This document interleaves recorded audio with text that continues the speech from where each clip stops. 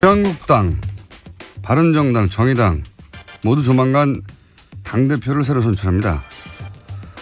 오늘은 정의당 새 사령탑에 도전한 두 분을 연결해 보겠습니다. 먼저 정의당 경기도당 위원장 박원석 전 의원 연결됐습니다. 안녕하십니까? 네, 안녕하세요. 드디어 당 대표에 나서시는군요. 네, 그렇습니다. 네, 언젠가 나서실 거라고 모두 예상했지만, 자, 우선 19대 의원을 하셨고 또 필리버스터 때문에 기억하신 분도 많겠습니다만 본인 소개를 잠깐 해주십시오. 예, 19대 국회의원으로 일했던 정의당 당대표 후보 박원석입니다. 끝입니까? 계속 길게 해도 되는 겁니까? 네, 예를 들어서 저는 본인의 경력이라든가 짧게. 예. 네, 1994년도에 박원순 서울시장 그리고 조희연 서울교육감 같은 분들과 함께 참여연대라는 시민단체를 창립했고 18년 정도 일을 했습니다.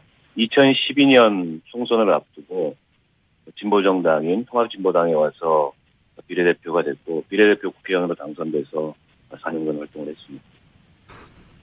필리버스터 네 번째 주자셨고 은수미 의원의 기록을 깨고 싶지 않아서 체력이 남았는데 내려오셨고 그걸로 크게 화제가 되셨고 그렇게 하면 아마 기억이 떠오르시는 분들이 많을 겁니다. 얼굴과 함께.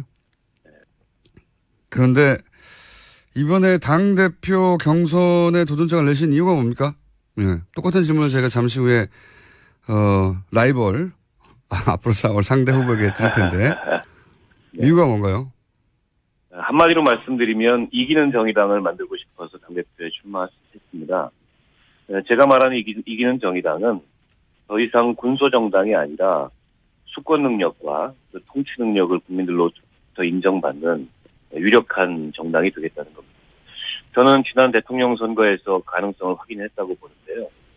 정권 교체를 통해서 국민이 이 보수 정치, 기득권 정치에는 파산 선고를 내렸고 정의당에게는 한번 경쟁해보라는 기회를 주셨다고 봅니다. 그래서 앞으로의 정치적 경쟁은 누가 더 투철한 시대 정신을 가지고 불평등 해소와 또 국민의 삶의 질 향상이라는 우리 시대의 과제를 해결하는가의 경쟁이 될 거라고 보죠. 이 경쟁에서 이기는 정의당을 만들고 이기는 정의당. 그게 캐치프레이즈입니까? 그렇습니다. 이기는 정의당. 그리고 2020년 제1야당이 목표라고, 맞죠? 네, 그렇습니다. 2020년 제1야당이면, 21대 총선 때 제1야당이 되겠다는 건가요? 네네네. 그렇군요. 그러면 지방선거가 1년 앞으로 다가왔는데, 네. 3년 후는 이제 아직 얘기할 때가 아닌 것 같고요. 네. 너무 멀어서. 이 지방선거는 어떻게 준비할 계획이십니까? 저는 이제 지방선거 당대표가 되겠다, 이런 말씀을 출마에 변해서 드렸는데요. 첫 번째로는 연내에 정당 지지율을 15% 선으로 끌어올리는 게 급선무라고 봅니다. 충분히 가능한 얘기입니다. 지금 보면 네. 민주당을 제외하면 나머지 정당들의 지지율이 거의 같거나 비슷합니다. 뭐 여론조사 기간마다 조금씩 차이는 있지만 큰 차이는 없습니다. 예. 네. 그래서 정의당의 존재감과 또 정의당의 필요성, 또 정의당의 가치를 부각시킬 수 있는 굉장히 좋은 그런 기회라고 보고요. 원내외에서 정의당의 가치를 부각시킬 수 있는 사업들을 만들고 성과를 내는 게 굉장히 중요하다고 생각합니다. 지지율은 그렇지만, 예. 네. 정당 지지율을 바탕으로 해서 예. 내년 지방선거에서 17개 모든 광역자치단체에서 이 비례대표를 당선시키겠다는 목표를 우선 갖고 있습니다. 두 번째로는 정의당의 현재의 당력으로 모든 지역에서 좋은 지방선거 성과를 내기는 쉽지 않습니다. 때문에 전략 지역을 정해서 선택과 집중 방식으로 선거를 준비해 갈 겁니다. 중요한 지역이 이제 서울과 수도권 그리고 호남, 영남인데요. 그렇게 전략 지역을 정하게 되면 거기서는 단체장부터 기초의회까지 모두 출마하는 그런 선거 준비를 하겠습니다. 그러려면 몇 가지가 우선 필요한데 경쟁력 있는 후보 발굴을 하는 게 중요하고 이 일을 지역에만 맡겨놓는다고 되는 게 아니고 대표가 전국을 뛰면서 시도당 위원장님들이나 지역위원장과 머리를 맞대고 사람을 발굴하겠습니다. 세 번째로는 이렇게 사람만 발굴한다고 또 되는 게 아닙니다. 출마하고 당선될 수 있도록 당이 전폭적으로 지원을 해야 되는데요. 얼마 전에 이제 중앙당 후원회 제도가 합법화됐지 않습니까? 50억까지 후원금을 모아서 쓸 수 있는데 이 50억을 우선 모아서 다른 데 쓰는 거는 우선 나중이고 지방선거 후보자 발굴과 지원에 전적으로 쓰겠다. 이런 계획을 하고 있습니다. 1차적으로 지방선거로 승리하겠다? 네. 그러면 그게 이제 승리로 느껴지려면, 기초단체장 정도로는 이제 감이 안 오고 도지사나 광역시장 정도는 돼야 이게, 정의당의 존재감을 확인할 수 있지 않습니까? 네네. 목표라는 도지사 혹은 광역단체장 있습니까? 도지사 광역단체장을 후보를 발굴해서 예. 유의미한 경쟁과 승부를 벌이겠습니다. 그런데 이제 현재 조건에서 도지사 광역단체장에 승리할 수 있는 후보가 있느냐? 예. 그게 어느 광역단체냐라고 질문을 던진다면 아직은? 현재로서는 아직까지는 준비는 안 돼 있고 일단 저 스스로가 당 대표가 되게 되면 저 스스로도 선거 준비를 하겠습니다. 이 당원이 요구하고 또 당이 필요로 한다면 그게 어느 지역이든 출마할 그런 준비가 돼 있다. 예를 들어서 경기도지사에 나간다든가 이럴 수 있으시다는 거죠, 당대표. 지금 확언할 수는 없겠지만 예. 당이 그렇게 필요로 하고 당원들이 요구한다면 언제든 어느 자리든 출마해서 지방선거를 이끌 준비가 돼 있습니다. 민주당과의 관계는 물론 협력도 하고 견제도 한다는 일반론은 누구나 얘기할 수 있는데 예. 좀 상징적으로 한두 마디로 압축할 수 있는 의원님만의 관계 설정이 있습니까? 민주당과의 여당과의 관계 설정? 문재인 정부 개혁 속에 우리의 성공, 우리의 성과를 만드는 게 굉장히 중요하다고 저는 생각합니다. 어떤 의미입니까? 문재인 정부의 개혁은 성공해야 됩니다. 문재인 정부는 단지 민주당 정부가 아니고 이 촛불이 만든 정부이기 때문에 그렇습니다. 문재인 정부가 실패하면 그건 곧 이 촛불 시민혁명에서 나타났던 그런 시민들의 열망이 실패하는 거라고 보고요. 정의당이 문재인 정부의 개혁에 협력하겠다는 것은 문재인 정부나 민주당이 좋아서가 아니고 정의당이 무슨 민주당이 이중되어서가 아니라 촛불 시민혁명이 실패해서는 안 되기 때문에 그렇습니다. 물론 마냥 협조할 수 없습니다. 잘못하는 점에 대해서는 단호하게 견제도 하고 비판도 할 텐데 핵심은 제가 앞서도 말씀드렸듯이 우리가 수권 능력을 쌓아가고 또 통치를 할 수 있는 그런 정치 세력이라는 것을 국민들로부터 실천적으로 증명을 받기 위해서는 문재인 정부 개혁이 추진되는 그 안에 정의당의 성과를 만드는 겁니다. 저건 정의당의 의제고 그 정의당이 저 상황을 주도해서 저 개혁을 견인했다라는 것을 국민들이 인정받을 수 있는 그런 성과를 만들기 중요하다. 좀 구체적으로 말씀해 주신다면요?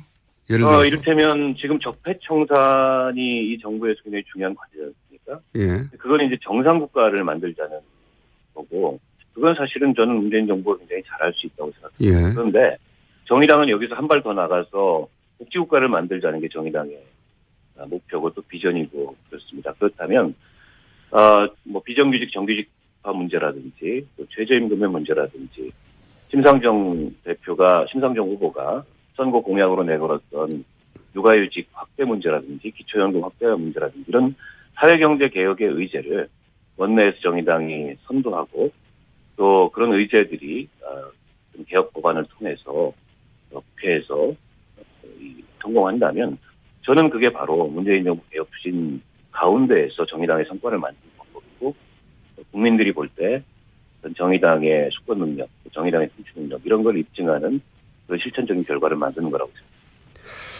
이정미 의원도 당대표 출마를 하셨는데 이정미 의원보다 본인이 왜 낫죠?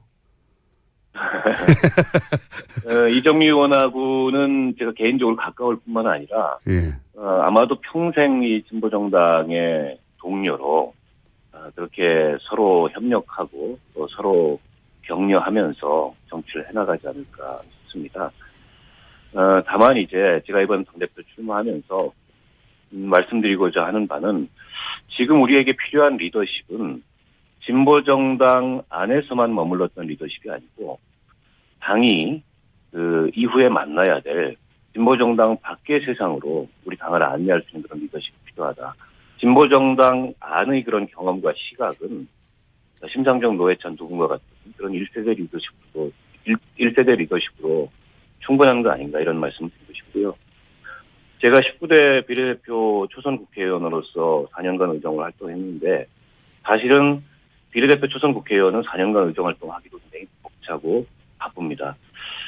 저는 거기에 전념을 했고 또 전념함으로 인해서 일정한 성과도 냈고 잘했다는 평가를 받았습니다.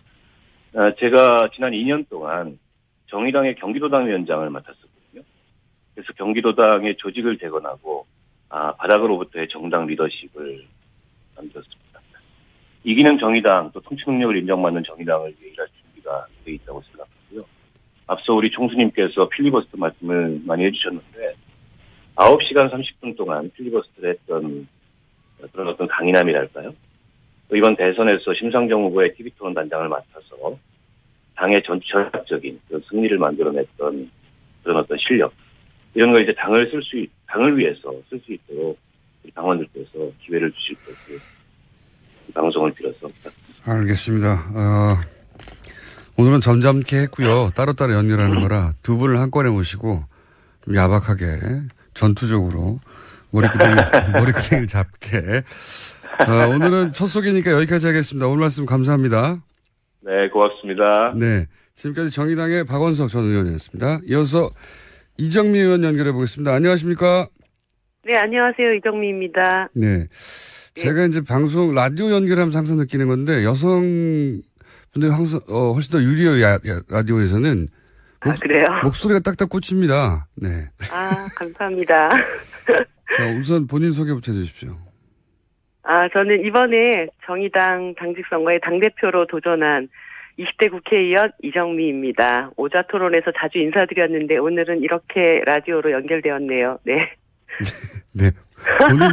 본인 경력 소개를 좀 해주십시오.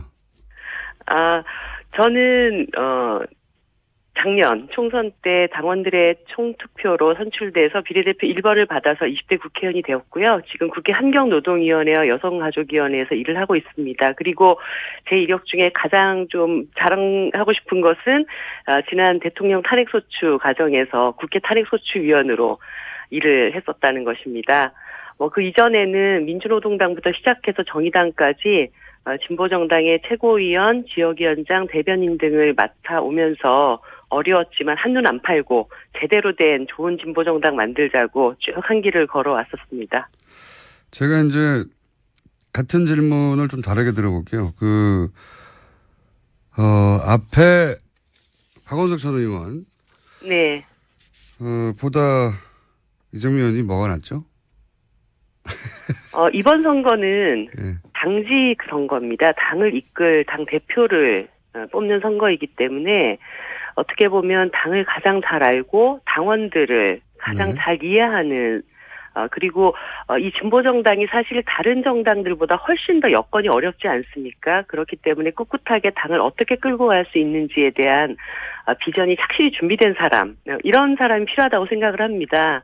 그런 점에서 제가 여러 진보정당의 부침을 겪어왔고 현대적인 진보정당을 만들기 위한 창당 멤버이기도 했고 그 과정에서 당을 제대로 이끌 수 있는 리더십이 착실히 준비된 사람이라고 해야 할까요? 그런 게 저의 강점이라고 할 수 있겠죠. 그걸 거꾸로 박원석 의원은 본인은 시민운동으로 출발했고, 네. 이정미 의원님은 노동운동으로 출발했기 때문에 진보운동 바깥에 있는 분들과 연결하자면 박원석 의원은 본인이 적격이다. 네. 확대해 나가야 된다. 이런 이야기를 하시던데. 저는 사실 노동과 시민이라고 하는 것이 그렇게 구분될 수 있는 카테고리인가 이런 생각을 하고 있습니다. 우리 사회의 대다수의 시민이 일하면서 먹고 사는 사람들 아닙니까? 그럴 때 어떻게 보면은 자신이 일하는 그 현장에서는 또 노동자이고 자신이 살고 있는 지역사회에서는 또 한 명의 시민으로서의 삶을 살아갑니다. 그렇기 때문에 이 두 가지가 어떤 것은 뭐 좀 더 진보 정치의 좁은 영역이고 어떤 것은 넓은 영역이다. 이렇게 구분할 수 없는 것이라고 보고요. 또 그런 이분법이 어떻게 보면 우리 사회 노동권을 정착시키는데 좀 한계를 갖게 했던 그런 사고가 아니었나? 이런 생각을 갖고 있습니다. 본인의 캐치프레이즈는 뭡니까? 저는 얼굴 없는 민주주의를 끝내고 정의당을 집권을 꿈꾸는 유력 정당으로 발전시키겠다. 이런 포부를 밝혔습니다. 이게 무슨 말입니까? 얼굴 없는 민주주의를 끝내는 게? 지난 대선에 약간 공포 영화스러운데요, 이거. 얼굴 없는 민주주의. 네. 네. 사실 공포스러운 현상이죠. 그러니까 우리 사회의 대다수의 여성이나 20대 그리고 비정규직 같은 분들 사실 우리 사회 다수를 차지하고 있지만 한 번도 사회에 제대로 이분들이 대표된 적이 없고 정치가 이분들을 대의한 적이 없습니다. 이번 대선 과정에서 이분들이 상당히 많이 정의당을 찾아왔습니다. 이제 정의당이라면 좀 우리 목소리를 제대로 내줄 수 있지 않을까, 대변해 줄 수 있지 않을까 이런 기대를 이제 갖기 시작했다는 점이죠. 그래서 이제까지 분명히 이 사회에 존재하고 있는 분들이었음에도 불구하고 얼굴 없이 그분들이 이 사회에 자신의 권리를 주장하지 못하고 살아왔던 이분들이 이제 민주주의 광장의 주인으로 이 세상의 중심으로 다시 나오시게 만드는 것, 이것이 저의 역할이다라는 말씀을 드리는 것이고요. 사실 이분들은 상당히 우리 사회 다수이지만 비주류였습니다. 그런데 이분들을 정치의 주류로 다시 끌어올릴 때 이분들에 대한 대변을 정확하게 해냈던 정의당이 이제 집권으로 나갈 수 있는 힘이 생기게 될 것이다. 이런 꿈을 갖고 있는 것이죠. 문재인 정부의 관계 설정은 어떻게 합니까? 제가 출마해변에서도 밝혔지만 문재인 정부는 저는 단지 대한민국의 19번째 정부라고 생각하지 않습니다. 새로운 대한민국의 시작점 이렇게 보고 있고 60년 비상식적이고 비정상적인 국가를 다시 세우는 그런 과정이라고 저는 보고 있습니다.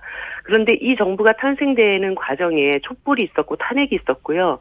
그 촛불과 탄핵을 함께 만들어냈던 것이 또 정의당입니다. 그렇기 때문에 이 정부의 성공을 위해서 특히 이 정부에게 바라는 국민들의 개혁의 요구, 개혁의 열망을 성공시키기 위해서는 정말 이 정부가 잘 되도록 협력할 것은 최대한 협력해야 된다는 게 제 입장이고요. 우리가 싸워야 할 대상은 이러한 개혁을 방해하는 낡은 적폐 세력이다. 이렇게 보고 있습니다. 물론 문재인 정부가 개혁에 미흡하거나 그 방향이 잘못됐을 때는 누구보다 앞서서 비판하고 개혁을 잘된 방향으로 이끌 수 있도록 노력하는 것이 저희들의 몫이다라고 보고 있습니다. 그러니까 두 분 다 잘하는 건 잘한다. 네. 못하는 건 못한다. 네. 그 정도 얘기인데 혹시 지방선거 관련해서 본인만의 특별한 전략이 있습니까? 물론 지방선거는 다 이기겠다고 이제 말씀을 하시고, 박원석 의원은 필요하면 본인이 직접 선수로 뛰겠다고도 말씀하셨는데. 네. 박원석 전 의원께서 직접 뛰실 만한 우리 당의 중요한 후보군 중에 한 명이라고 저는 생각하고 있고요. 그럼 그분은 거기에 나가시고 대표는 나한테 달라는 얘기죠? 저는 또 당을 진두지휘하고 선거를 이끌어야 되니까. 예. 네. 아니, 제가 한번 쭉 생각을 해봤어요. 지난 5년 정의당이 창당되고 지금 5년이 흘렀는데 그 사이에 몇 번의 선거가 있었습니다. 근데 그때마다 정의당의 그 당시 선거에 대해서 굉장한 비관론, 이번 선거에서 정의당이 상당히 어려울 것이다. 이 위기를 견뎌낼 수 있겠느냐, 이런 위기론 같은 것이 있었거든요. 그런데 막상 선거를 딱 치러놓고 나면은 당이 조금씩 한 단계씩 성장을 해왔습니다.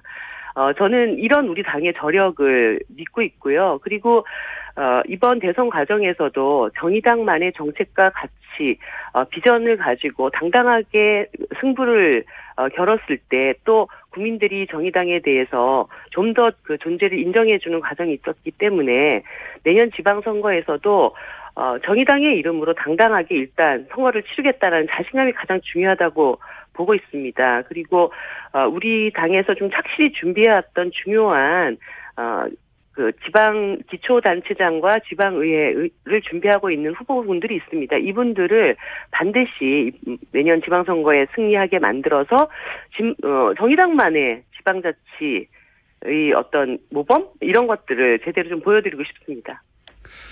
혹시 예를 들어서 이 동네만큼은 이 광역 만큼은 정의당이 가져가겠다고 그래서 뭐 예전에는 뭐 후보 단일화 이런 식으로 표현을 했었는데 네. 예를 들면 민주당과 어느 지역 정도는 딜을 해서 이 지역 정도는 우리가 가져가겠다. 혹시 그런 전략 같은 것도 있으십니까? 지금 제가 이 방송에서 내고 뭐 딜을 어떻게 할 것인가 이거는 다 상대가 있고 서로 그 당시에 조건이 어떻게 형성되는가에 따른 문제이라고는 보는데 네. 일단 가장 중요한 것은 정의당 독자의 힘으로 내년 지방선거를 돌파하겠다라는 의지 이것을 말씀드리고 싶고요. 다만 이번 대선 과정에서도 노동자들이 밀집되어 있는 지역에서 정의당의 득표가 상당히 많이 나왔습니다. 예를 들어서 20대 여성 노동자들의 기숙사가 있었던 파주시 같은 경우에서는 두 자릿수가 훌쩍 넘는 이런 그 득표를 보인 곳도 있었습니다. 그래서 예를 들어 인천이라든가 울산이라든가 우리 그 노동자들이 밀집되어 있는 그런 기초단체장은 저희들이 좀 이번엔 제대로 승리를 거둬보겠다라는 그런 의지를 가져야 된다고 봅니다. 알겠습니다. 저희가 첫 시간이고 따로따로 연결하다 보니까 한국당, 바른정당, 정의당 모두 조만간 당대표를 새로 선출합니다. 오늘은 정의당 새 사령탑에 도전한 두 분을 연결해 보겠습니다. 먼저 정의당 경기도당 위원장 박원석 전 의원 연결됐습니다. 안녕하십니까? 네, 안녕하세요.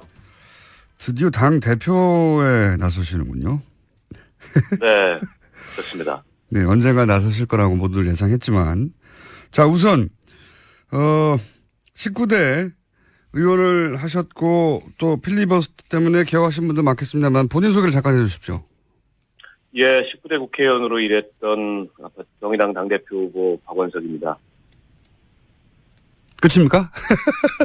계속 길게 해도 되는 겁니까? 네, 예를 들어서, 저는. 본인의 경력이라든가 짧게, 예. 네.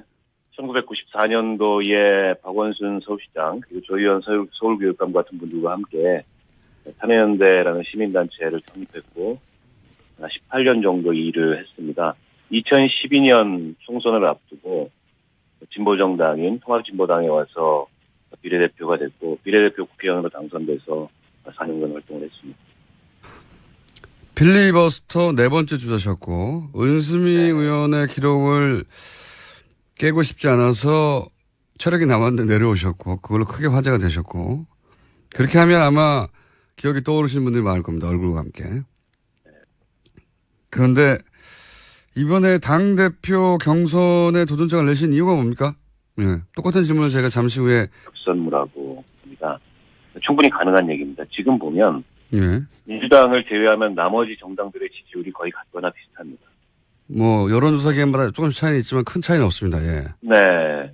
그래서 정의당의 존재감과 또 정의당의 필요성, 또 정의당의 가치를 부각시킬 수 있는 굉장히 좋은 그런 기회라고 보고요. 원내외에서 정의당의 가치를 부각시킬 수 있는 사업들을 만들고 성과를 내는 게 굉장히 중요하다고 생각합니다. 지지율은 그렇지만, 예. 네. 정당 지지율을 바탕으로 해서 예. 내년 지방선거에서 17개 모든 광역자치단체에서 이 비례대표를 당선시키겠다는 목표를 우선 갖고 있습니다.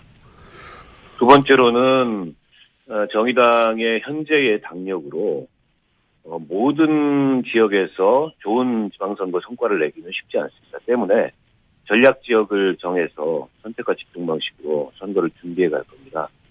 중요한 지역이 이제 서울과 수도권 그리고 호남, 영남인데요.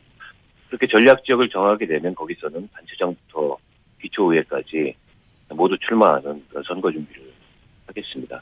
그러려면 몇 가지가 우선 필요한데 경쟁력 있는 후보 발굴을 하는 게 중요하고 이 일을 지역에만 맡겨놓는다고 되는 게 아니고 대표가 전국을 뛰면서 시도당 위원장님들이나 지역위원장과 머리를 맞대고 사람을 발굴하겠습니다. 세 번째로는 이렇게 사람만 발굴한다고 또 되는 게 아닙니다. 출마하고 당선될 수 있도록 당이 전폭적으로 지원을 해야 되는데요. 얼마 전에 이제 중앙당 후원회 제도가 합법화됐지 않습니까? 50억까지 후원금을 모아서 쓸 수 있는데 굉장히 중요하다고 저는 생각합니다. 어떤 의미입니까? 문재인 정부의 개혁은 성공해야 됩니다. 문재인 정부는 단지 민주당 정부가 아니고 이 촛불이 만든 정부이기 때문에 그렇습니다. 문재인 정부가 실패하면 그건 곧 이 촛불 시민혁명에서 나타났던 그런 시민들의 열망이 실패하는 거라고 보고요. 정의당이 문재인 정부의 개혁에 협력하겠다는 것은 문재인 정부나 민주당이 좋아서가 아니고 정의당이 무슨 민주당이 이중되어서가 아니라 촛불 시민혁명이 실패해서는 안 되기 때문에 그렇습니다. 물론 뭐 마냥 협조만 할 수 없습니다. 잘못하는 점에 대해서는 단호하게 견제도 하고 비판도 할 텐데 핵심은 제가 앞서도 말씀드렸듯이 우리가 수권 능력을 쌓아가고 또 통치를 할 수 있는 그런 정치 세력이라는 것을 국민들로부터 실천적으로 증명을 받기 위해서는 문재인 정부 개혁이 추진되는 그 안에 정의당의 성과를 만드는 겁니다. 저건 정의당의 의제고 또 정의당이 저 상황을 주도해서 저 개혁을 견인했다라는 것을 국민들이 인정받을 수 있는 그런 성과를 만들기 위해서다. 좀 구체적으로 말씀해 주신다면요? 예를 들어서. 이를테면 지금 적폐청산이 이 정부에서 굉장히 중요한 과제지 않습니까? 예. 그건 이제 정상국가를 만들자는 거고 그건 사실은 저는 문재인 정부가 굉장히 잘할 수 있다고 생각합니다. 예. 그런데 정의당은 여기서 한 발 더 나가서 복지국가를 만들자는 게 정의당의 목표고 또 비전이고 그렇습니다. 그렇다면 뭐 비정규직 정규직화 문제라든지 또 최저임금의 문제라든지 심상정 후보가 선거 공약으로 내걸었던 육아휴직 확대 문제라든지 기초연금 확대 이 50억을 우선 모아서 다른 데 쓰는 거는 우선 나중이고 지방선거 후보자 발굴과 지원에 전적으로 쓰겠다 이런 계획을 하고 있습니다. 1차적으로 지방선거를 승리하겠다? 네. 그러면 그게 이제 승리로 느껴지려면 기초단체장 정도로는 이제 감이 안 오고 도지사나 광역시장 정도는 돼야 이게 정의당의 존재감을 확인할 수 있지 않습니까? 네네. 목표라는 도지사 혹은 광역단체장 있습니까? 도지사 광역단체장을 후보를 발굴해서 예. 유의미한 경쟁과 승부를 벌이겠습니다. 그런데 이제 현재 조건에서 도지사 광역단체장에 승리할 수 있는 후보가 있느냐? 예. 그게 어느 그 광역단체냐라고 질문을 던진다면 아직은? 현재로서는 아직까지는 준비는 안 돼 있고 일단 저 스스로가 당 대표가 되게 되면 저 스스로도 선거 준비를 하겠습니다. 이 당원이 요구하고 또 당이 필요로 한다면 그게 어느 지역이든 출마할 그런 준비가 돼 있다. 예를 들어서 경기도지사에 나간다든가 이럴 수 있으시다는 거죠, 당대표. 뭐 지금 확언할 수는 없겠지만 예. 당이 그렇게 필요로 하고 당원들이 요구한다면 뭐 언제든 어느 자리든 출마해서 지방선거를 이끌 준비가 돼 있습니다. 민주당과의 관계는 물론 뭐 협력도 하고 견제도 한다는 일반론은 누구나 얘기할 수 있는데 예. 좀 상징적으로 한두 마디로 압축할 수 있는 의원님만의 관계 설정이 있습니까? 민주당과의 여당과의 관계 설정? 문재인 정부 개혁 속에 우리의 성공, 우리의 성과를 만드는 게 라이벌 앞으로 싸울 상대 후보에게 드릴 텐데 네. 이유가 뭔가요? 한마디로 말씀드리면 이기는 정의당을 만들고 싶어서 당대표에 출마했습니다. 제가 말하는 이기는 정의당은 더 이상 군소정당이 아니라 수권 능력과 그 통치 능력을 국민들로부터 인정받는 유력한 정당이 되겠다는 겁니다. 저는 지난 대통령 선거에서 가능성을 확인했다고 보는데요.